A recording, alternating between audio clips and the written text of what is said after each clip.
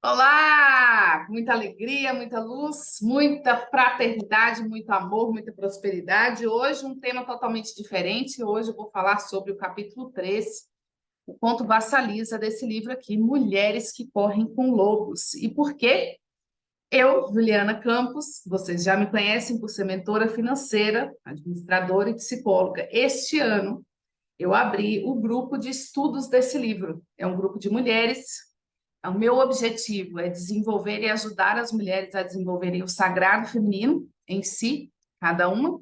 E no nosso terceiro encontro, eu comprei um microfone novo. Né? Esses encontros, grupo de mulheres, nós nos reunimos presencialmente e eu levo o microfone para gravar os encontros para que as mulheres que faltaram possam ouvir o que aconteceu no encontro. E o que aconteceu? Eu comprei um microfone novo todo chique, e não funcionou, o áudio não funcionou. Gravei tudo, né? 2 horas e meia de encontro, tudo gravado, tudo bonitinho. E cadê? Não está saindo nada, não está saindo som nenhum. Então, agora dei uma paradinha aqui para falar sobre esse livro.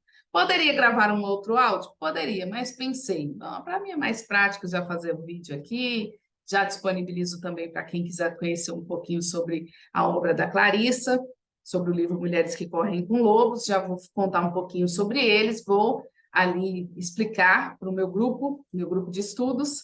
E se você, mulher, ainda não leu esse livro, comece a ler. Se você conseguir terminar de ler, é porque é o seu momento, é porque é para você, é o seu aqui e agora. Se você não conseguir ler, deixa para o momento adequado, para o momento propício, porque esse livro tem disso. Esse livro tem de que, às vezes, você vai tentar lê-lo e não vai conseguir porque não está no seu momento. Há um tempo para cada coisa. E nós precisamos respeitar esse tempo para cada coisa. Então, esse livro aqui, ele vem falar sobre também as nossas questões como mulheres modernas, né? Nós, mulheres modernas, a gente está vivendo em meio a muito medo, depressão, síndrome do pânico, fragilidade, bloqueios, travas mentais e emocionais, uma falta de criatividade. Esses são alguns dos sintomas que nós, mulheres modernas, estamos vivenciando a cada dia, assoberbadas com todo o acúmulo de funções que nós temos na nossa família, na vida profissional, na vida social. E esse problema, que não é recente, é o que a psicóloga junguiana Clarissa Pinkola Stess traz aqui nesse livro. Ela veio desenvolvendo esse livro, trazendo a transformação que a mulher teve ao longo desses anos, né? A mulher, então, passou a ser um animal doméstico, uma espécie de animal doméstico. Mas o que a Clarissa vem trazer com histórias e contos é que Mulheres que Correm com Lobos identifica a essência da mulher, a essência da alma feminina, a psique mais profunda, a psique instintiva mais profunda do feminino e da mulher. E isso é tratado com o arquétipo da mulher selvagem. Ela propõe esse resgate desse passado longínquo que nós éramos mulheres poderosas, que nós éramos mulheres que agíamos com o nosso poder interior. E isso tudo como uma forma, dentro, no livro, como uma forma de trazer para as mulheres uma alternativa de atingir essa verdadeira libertação que vem de dentro, esse verdadeiro eu que vem de dentro. Esse livro não é muito novo, né? Aliás, não é novo, é um livro até um pouco antigo, ele foi escrito em 1992. Ele gera muitos debates por conta dos problemas sociais que envolvem as mulheres, né? Em várias culturas, as mulheres ainda são apedrejadas, ainda são mortas a bel prazer das pessoas, né? Ainda são estupradas, não são respeitadas, não podem trabalhar, enfim. Em várias culturas, as mulheres ainda sofrem muito, apesar de todo o movimento feminista que vem buscando a igualdade entre as mulheres ainda sofrem muito mundo afora. Então, esse livro não poderia ser mais oportuno, né? Porque essa obra busca a fazer esse resgate, a resgatar essa característica feminina que foi extirpada e reprimida há muitos anos e ainda vem sendo por diversos poderes sociais ao longo de toda a nossa trajetória. Aqui fala bastante sobre o arquétipo da mulher selvagem, esse aspecto instintivo, como eu falei, né? Veja que esse conceito, né, o que traz aqui sobre arquétipo, veio do Jung, o Jung, que foi por muito tempo aluno de Freud. um psicanalista, e ele traz essa ideia que fica como um conceito explícito. O aspecto instintivo da mulher, ora selvagem, aqui nesse contexto, como ela explica, traz também a distorção que essa palavra sofreu. Hoje ela é entendida como algo violento, como algo opressor. O selvagem aqui ele é tratado substancialmente como a parte inerente da natureza. Não é o selvagem de violento, de ignorante, nada disso. É a parte inerente da natureza. A parte que vive em harmonia com o primitivo, que vive em harmonia com as raízes evolutivas da sua própria espécie. E por isso que aqui nós tratamos como arquétipo, porque o arquétipo de selvagem é isso, não é violência. As pessoas, então, acabam vendo mulheres que correm com lobos, o arquétipo da mulher selvagem vai achar que nossa, vai ser uma mulher que vai sair correndo, batendo nas pessoas, gritando, não sei o quê, ou com muitas discordâncias teóricas, ou enfim, não é nada disso. O arquétipo selvagem é que o selvagem é de primitivo, é de raízes evolutivas da espécie. Então, só daqui você já compreende que é muito diferente do que muitas pessoas pensam sem ler o livro. O arquétipo, ele faz parte do inconsciente coletivo. Ele faz parte de algo que as pessoas pensam e que nem sempre é verdadeiro. São conteúdos existentes no inconsciente, são conteúdos inconscientes que remetem a situações mitológicas que pertencem a toda a humanidade e a sua história. Então, Jung elabora essa ideia a partir de muitos estudos sobre os mitos, e isso foi contado de história de pessoa para pessoa, de geração para geração, ao longo de toda a existência humana. Então, aqui a Clarissa vai trazer muito de Jung, porque ela é uma psicóloga junguiana, ela vai falar e vai buscar várias dessas relações entre as histórias, os contos, a condição feminina mais primitiva, as opressões, né, que as mulheres são submetidas. Ela vai recontar vários desses mitos populares de tradição e vai dissertar à luz da psicologia junguiana sobre isso. Então, tem contos muito famosos aqui, como o Conto do Barba Azul, a meu ver, o mais famoso, né, o que eu escuto mais falar, o que eu escuto mais as pessoas comentarem. Hoje nós vamos falar sobre o conto Vassalisa, que também é um conto muito famoso e que vem trazendo muitos aprendizados para todas as pessoas que leem, que se dedicam a essa entrega, né, a esse livro. Então, vamos lá. Vamos começar no capítulo 3, que é o capítulo que meu grupo está. Lembrando que eu estou fazendo esse vídeo aqui para o meu grupo de estudos do livro Mulheres que Correm com Lobos, porque eu fiz o favor de perder nosso áudio. Vamos lá, capítulo 3. O coisa estava aqui, eu vou montar mais. Vassalisa. Então, vamos lá. O capítulo 3 está lá na página 91. Farejando os fatos, o resgate da intuição como iniciação. A boneca no bolso, Vassalissa, a sabida. Esse é o nome do conto. Eu vou fazer aqui com vocês alguns recortes. A intuição é o tesouro da psique da mulher. Ela é como um instrumento de adivinhação, como um cristal através do qual se pode ver com uma visão interior excepcional. Ela é como uma velha sábia que está sempre com você, que lhe diz exatamente qual é o problema, que lhe diz exatamente se você deve virar à esquerda ou à direita. Ela é uma forma de velha lá que sabe, daquela que sabe, da mulher selvagem.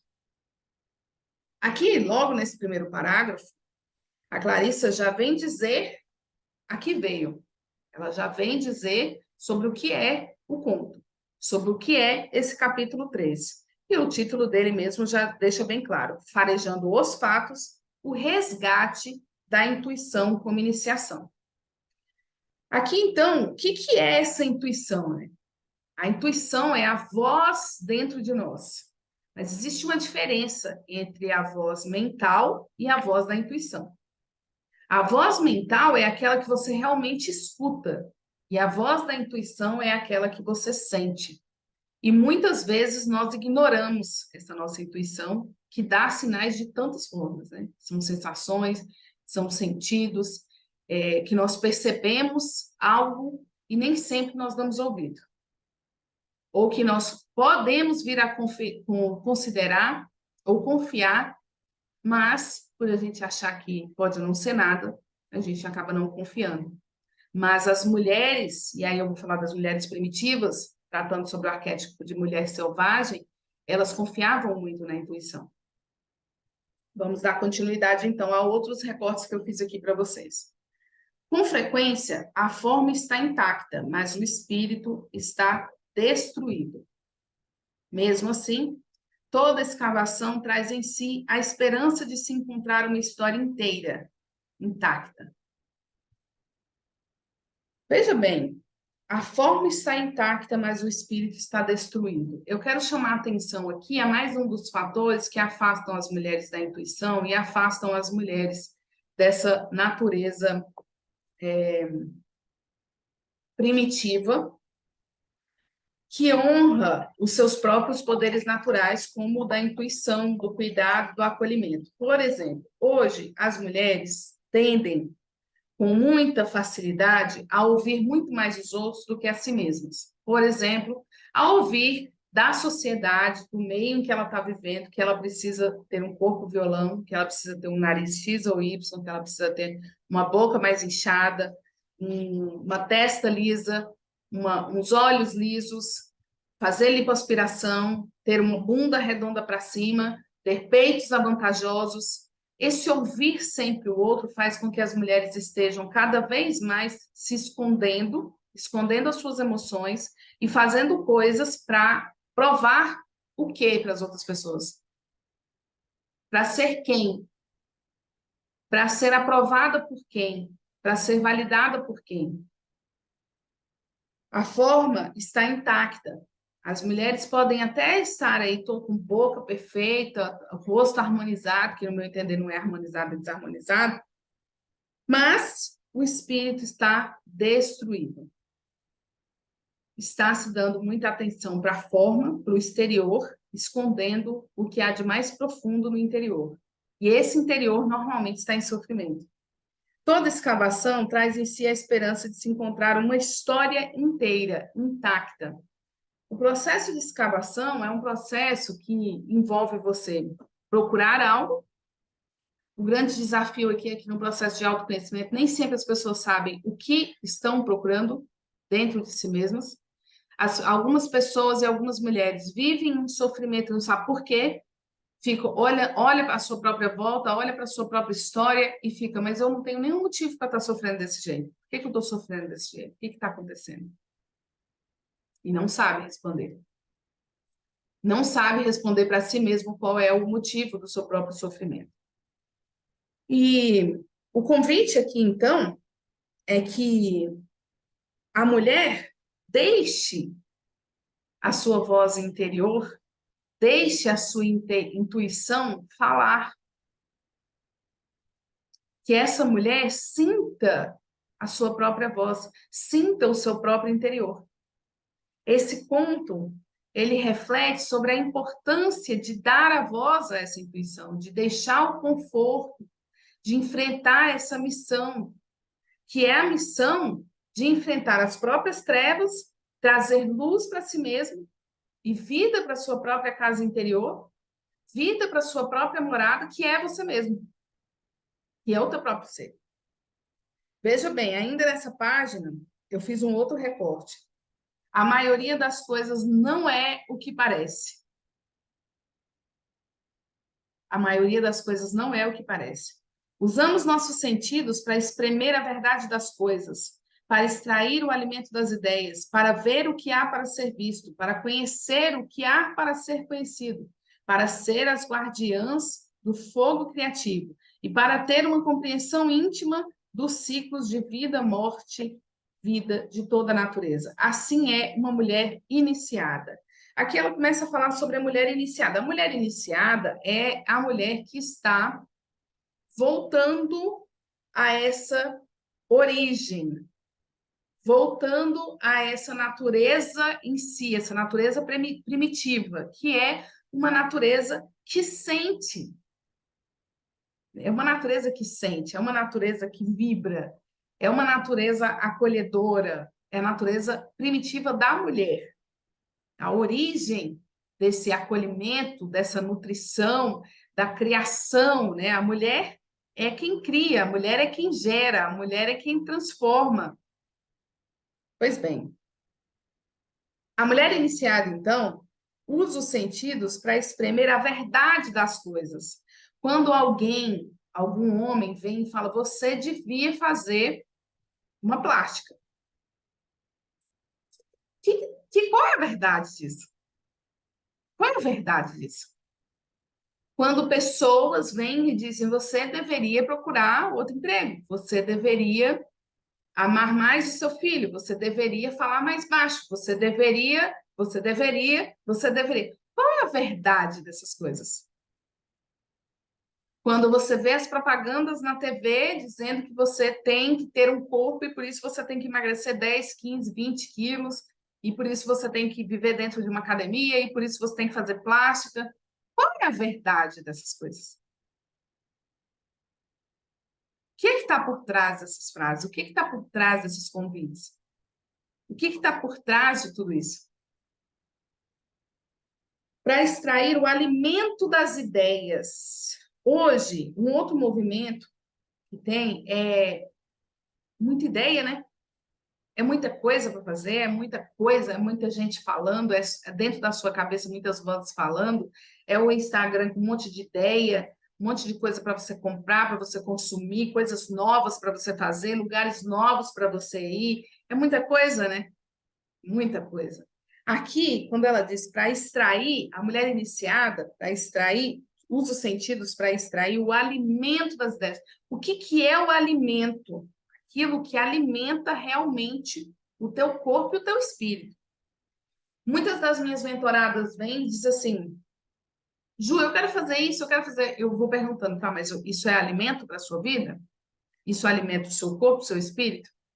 Isso alimenta a tua vida? Está dentro dos seus valores? Está dentro do seu ordenamento de princípios? Isso alimenta a sua psique também? Isso é alimento. Agora, se você tem uma ideia, se alguém traz uma ideia para você e você não consegue extrair alimento, substância, o que é alimento, gente? Aquilo que vai sustentar o teu corpo e a tua alma. Se alguém traz alguma coisa, alguma ideia, ou você mesmo tem alguma ideia que não alimenta o teu corpo e o teu espírito, que não traz essa ideia de sustentação de alimento, não faz sentido. Então, a mulher iniciada é essa mulher que consegue extrair o alimento das ideias.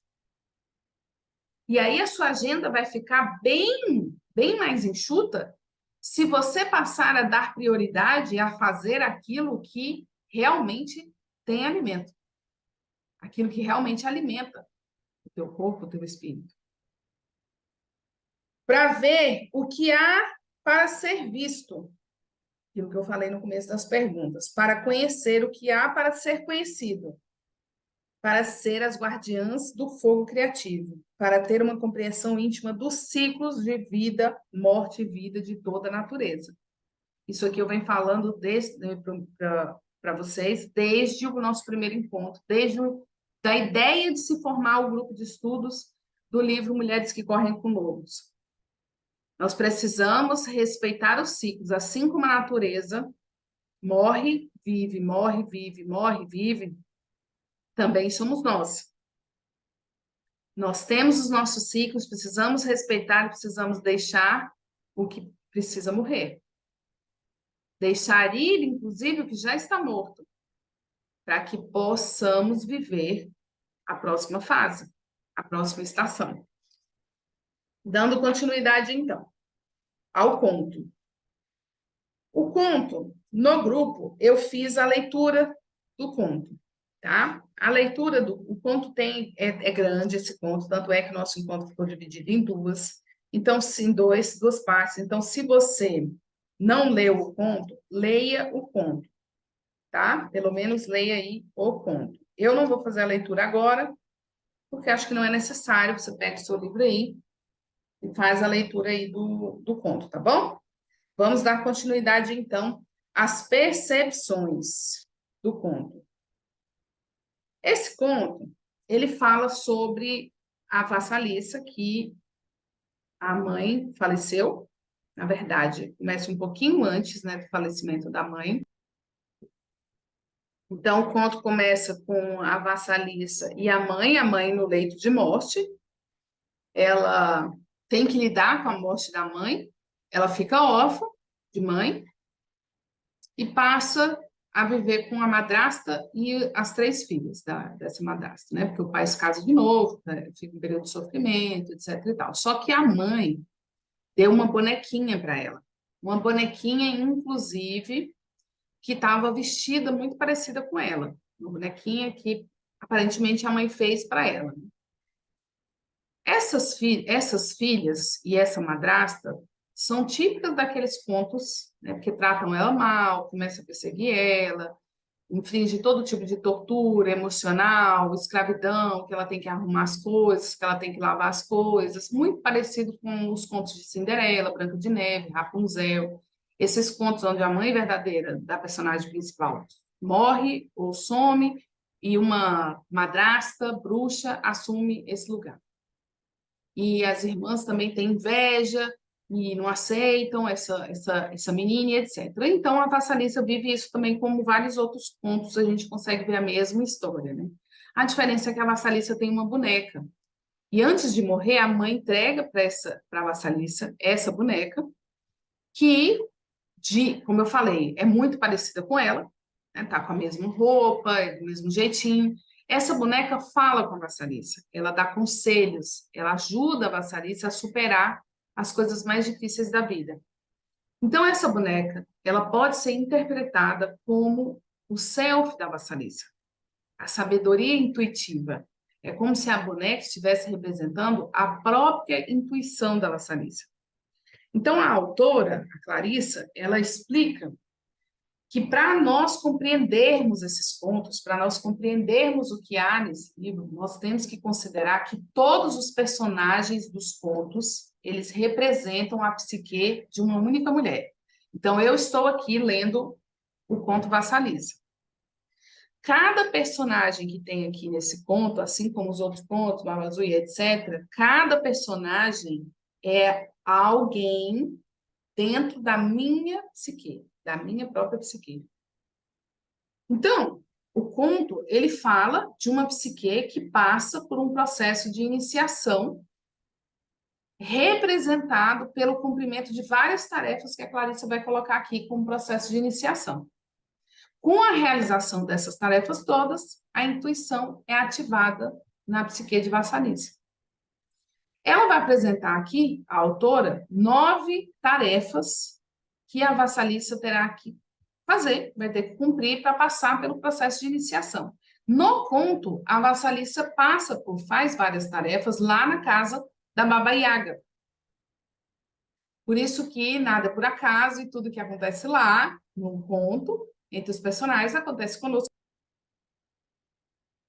Vassalissa é uma história de transmissão de bênção do poder da intuição das mulheres de mãe para filha, de uma geração para outra. Esse enorme poder, o da intuição, tem a rapidez de um raio e é composto de visão interior, audição interior, percepção interior e conhecimento interior. Veja aqui o destaque para o mundo interior. O destaque de que o poder está no mundo interior. De que como a Vassalissa conseguiu o feito de chegar até a casa, de atravessar toda a floresta com a bonequinha dela, de chegar na casa da bruxa, da Baba Yaga, de fazer todas aquelas tarefas com o auxílio da intuição, da proteção, da mãe protetora, que estava ali, em forma de arquétipo de mãe protetora, e voltou corajosamente com a caveira, com o fogo da caveira, e dessa vez ela conversou diretamente com a caveira. Tudo isso daqui do conto, então você tem que ler para poder você transitar aqui pelo que a gente está falando, tá bom? Foi a ativação desses poderes interiores, que é divisão interior, audição interior, percepção interior e conhecimento interior. Jung uma vez observou que nada jamais se perde na psique. Então, tudo que nós vivenciamos desde a nossa infância não se perde na psique, é o que eu falo sempre. O nosso subconsciente está aí para comprovar que nós estamos guardando desde a nossa ancestralidade. Os rolês, tudo. Estamos aí nos rolês, guardando todos os rolês aí. Para compreender uma história dessas, consideramos que todos os seus componentes representam a psique de uma única mulher, como eu falei. A iniciação é representada pelo cumprimento dessas tarefas, como eu disse. E aí, no livro, ela vai, a Clarissa, explicando cada uma dessas tarefas. No conto, a Vassalissa fez algumas tarefas lá na casa da Baba Yaga. E aqui a Clarissa nos coloca, né, para nós todas mulheres, nós temos 9 tarefas para começarmos a nossa iniciação como mulher selvagem. Lembrando sempre que o selvagem aqui não é de selvageria, né? De ignorância e de agressividade.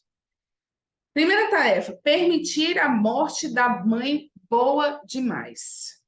Vocês, quem leu o conto, vai perceber que a Vassalissa, ela tem a proteção da mãe mesmo depois que a mãe se foi. Mas a Vassalissa, a mãe, todo esse povo está dentro da nossa psique. Então, vamos lá. No início do conto, a mãe está morrendo e deixa para a filha um legado importante.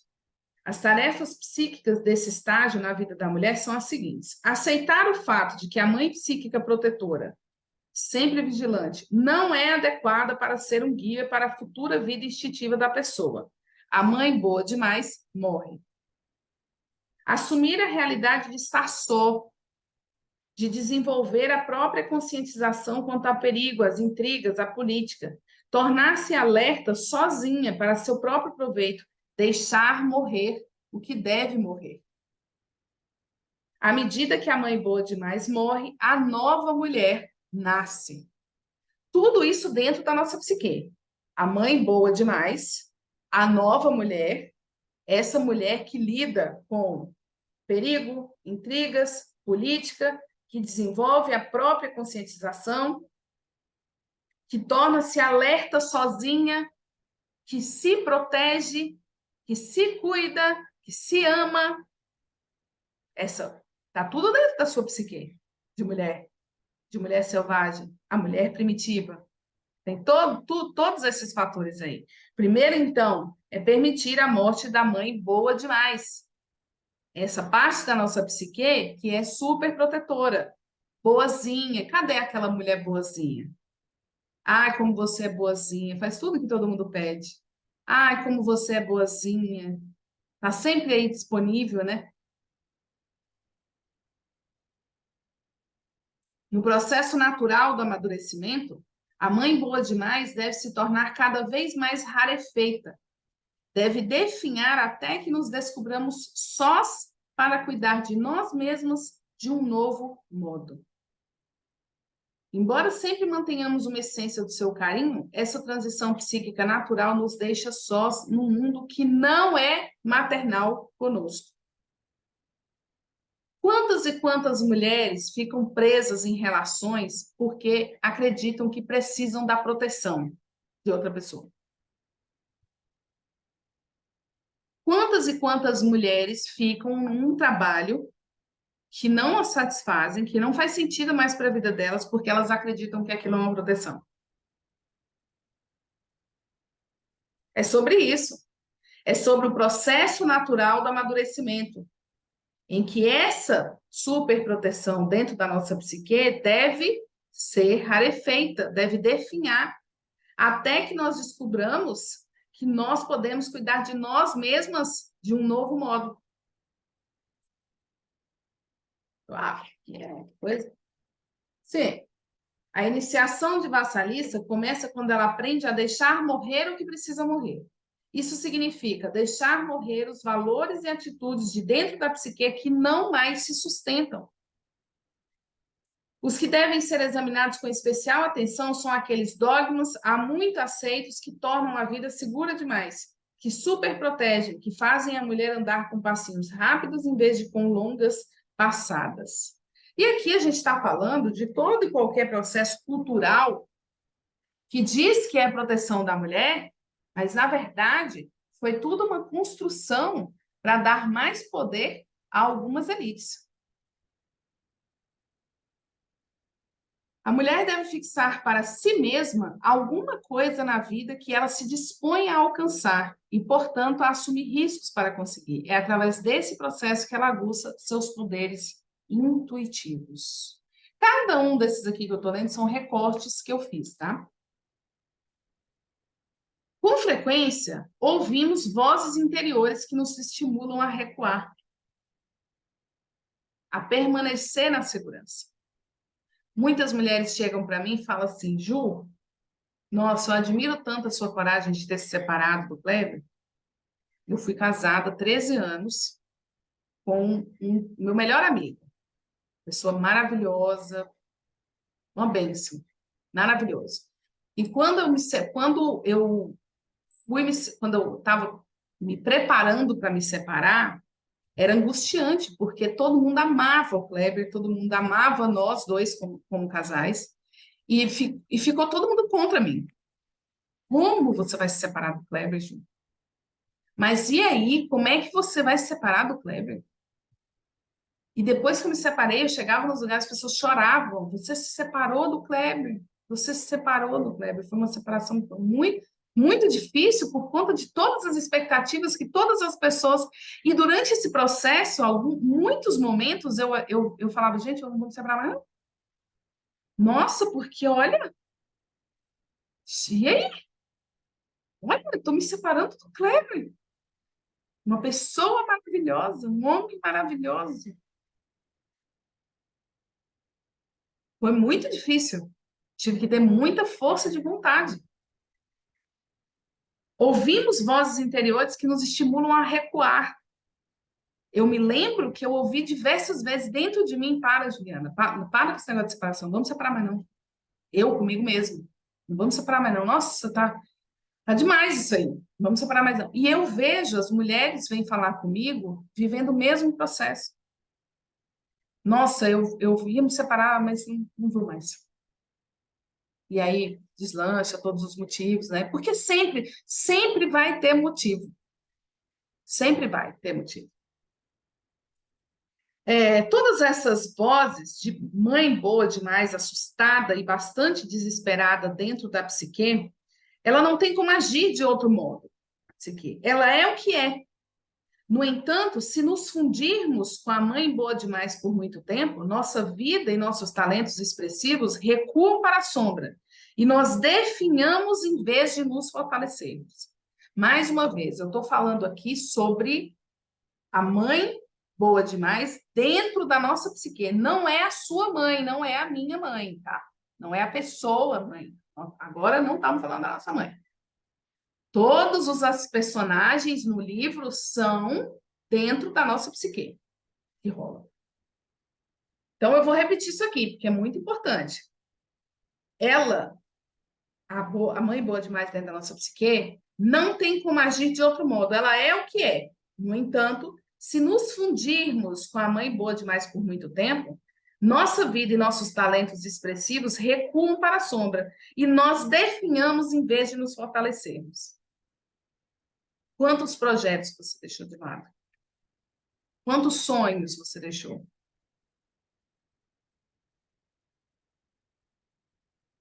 Tem uma frase aqui no final que é maravilhosa. Ninguém jamais estará inteiramente pronto.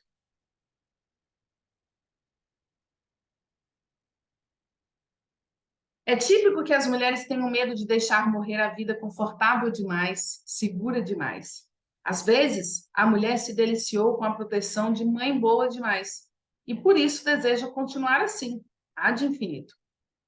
Ela precisa estar disposta a sentir alguma ansiedade ocasional, ou então seria melhor que permanecesse no ninho mesmo. Ela só precisa mergulhar e ficar sem saber o que vem depois. É a única atitude que irá recuperar sua natureza intuitiva. Às vezes, a mulher está tão enredada, sendo a mãe boa demais dos outros adultos, que eles se grudam às suas tetas e não pretendem deixar que ela os abandone. Nesse caso, a mulher tende a afastá-los a coisas e continuar assim mesmo.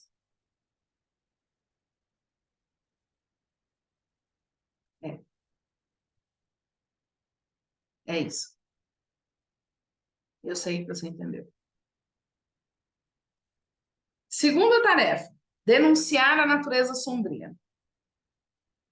Nessa parte da história, a família da madrasta má e detestável entra no mundo de Vassalisa, tornando sua vida uma desgraça. São as seguintes tarefas desse período: aprender ainda com maior conscientização a largar a mãe excessivamente positiva. Descobrir que ser boazinha, que ser gentil e simpática não fará a vida florir. Vassalisa torna-se escrava, mas isso de nada adianta. Vivenciar diretamente a própria natureza sombria, especialmente os aspectos exploradores, ciumentos e rejeitadores do self.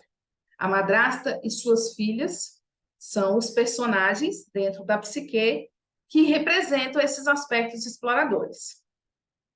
Incorporar esses aspectos, criar o melhor relacionamento possível com as piores partes de si mesmo. Deixar acumular a tensão entre quem se aprendeu a ser e quem se é realmente. Trabalhar, afinal, no sentido de deixar morrer o velho self, para que nasça o novo self intuitivo. Aqui já começa o movimento. Só um momentinho. Então, aqui, gente, o motivo da minha paradinha é porque acordou o neném. Alô, deixa eu... Alô, oi? Eu quero minha mãe de volta. Eu quero minha mãe. Ó, vai terminar aqui. Então, esse aqui, quando fala sobre os aspectos sombrios, já está iniciando o estudo de Jung, que a Clarissa vai explorar em diversos momentos aqui no livro, sobre as sombras, sobre integrar as nossas sombras. Esse aqui é o primeiro momento no livro que ela começa a navegar pelas sombras, tá? E a gente vai explorar bastante isso aí ao decorrer do livro.